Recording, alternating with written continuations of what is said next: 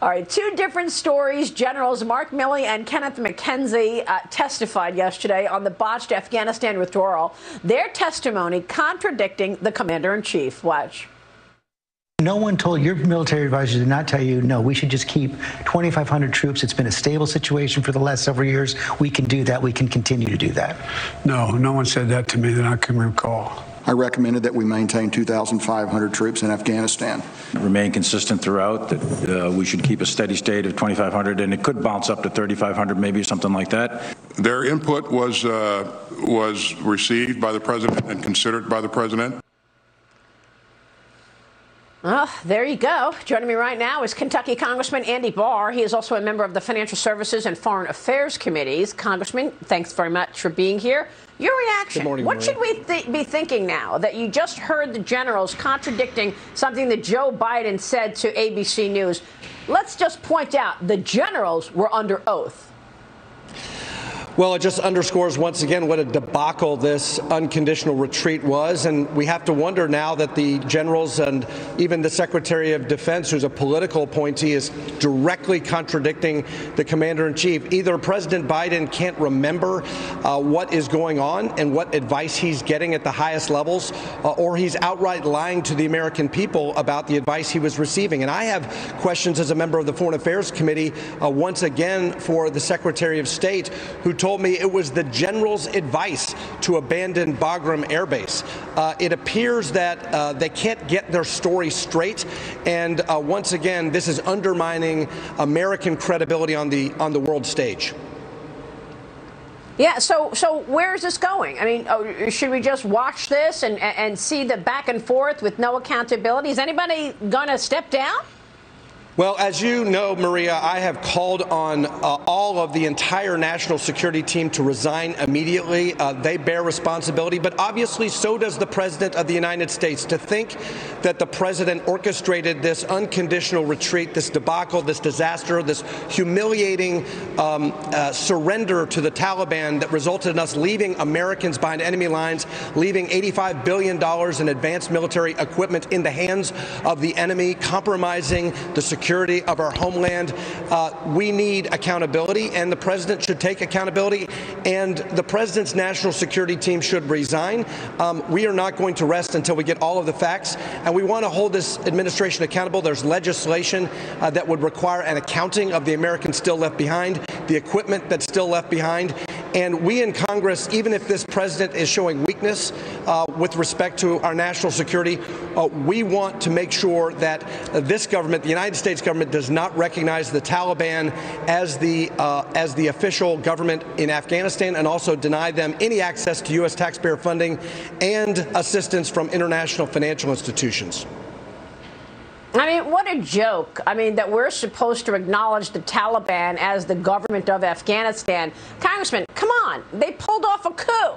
They pulled off a coup, drove everybody out, started whipping women in the street, and now we're supposed to give them a UN seat.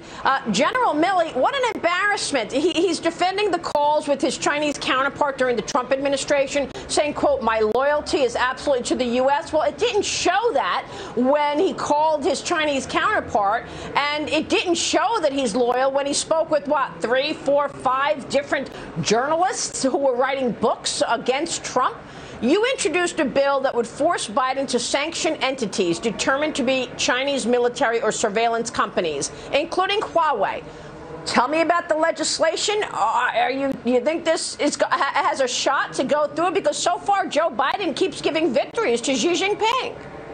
Well, right. The unconditional retreat in Afghanistan and abandoning Bagram Air Base, the only air base with in a country with a physical border of China, is inviting aggression. And we saw the Chinese Communist Party signal that the United States is a weak and unreliable partner in their communications with Taiwan, threatening to take over that island country. But look, here's the bottom line: is that we do need to address this issue of Western capital flows into China that are fueling fueling the rise of China's economic, technological, and military strength.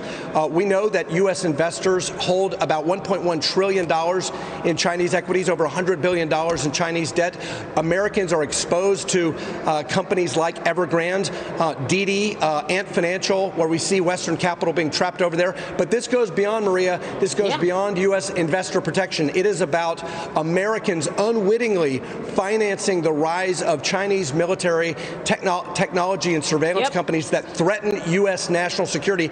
That's why we propose in this legislation to sanction, to use the U.S. Department of Treasury Office of Foreign Asset Control to sanction all of these Chinese companies, whether they're listed on U.S. exchanges or they're private companies, to send a signal that we will not allow Western capital to fuel the rise of China. And this goes beyond the executive order from the previous administration and the current administration, because that only deals with restrictions on U.S. investors.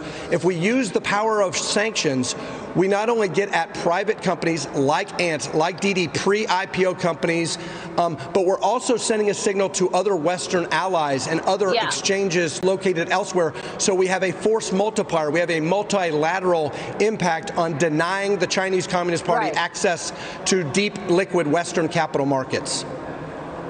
Well, I understand, but I mean, look, the U.S. and these investments are ultimately funding the CCP's expansion. And the CCP has been very clear they want to overtake the United States as the #1 superpower. So have you spoken with the Commerce Secretary? Have you spoken with the President, who wants to ease sanctions on Huawei, who just allowed their CFO to get on a plane and get released from a Canadian jail, under house arrest, and go back to China? And what about Larry Fink? Have you called Larry Fink, the CEO of BlackRock, who recently told his investors they need to up their investment in Chinese stocks by 3 times? Have you called Ray Dalio, the founder of Bridgewater, who basically is managing money for the CCP?